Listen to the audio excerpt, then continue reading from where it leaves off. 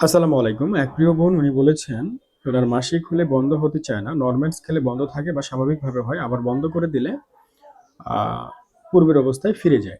তো নরম্যান্স ট্যাবলেটটা সাধারণত এটা সাময়িকের জন্য। এটা হরমোনাল থেরাপি। আ এজন্য সবার আগে মূল কারণটা খুঁজে বের করবেন। সেই অনুসারে পরামর্শ এবং চিকিৎসা গ্রহণ করুন। সেই অনুসারে লাইফস্টাইল লিড করুন। সেই অনুসারে নিয়মিত ব্যায়ামগুলো করার চেষ্টা করুন। তো আপনার এই অবস্থায় মানে কেন এমনটা হতে পারে? একবার মাসিক হলে সেটা বন্ধ হতে চায় না কেন?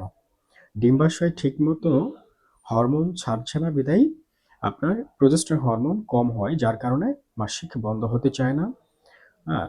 দ্বিতীয়ত যে সমস্যাগুলো যেমন হচ্ছে পিসিওএস এর সমস্যা বা ডিম্বাশয়ের সমস্যা কারণেও আপনার এরকম সমস্যা হতে পারে।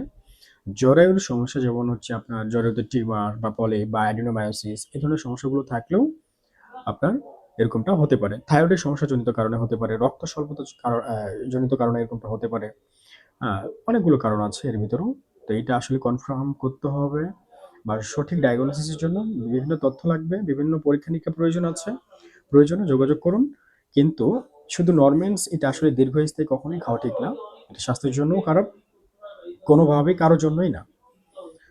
যেকোনো সমস্যার মূল কারণটি খুঁজে বের করে সে অনুসারে পরামর্শ গ্রহণ করুন। ইনশাআল্লাহ সমাধানযোগ্য। ভালো থাকবেন। আসসালামু আলাইকুম।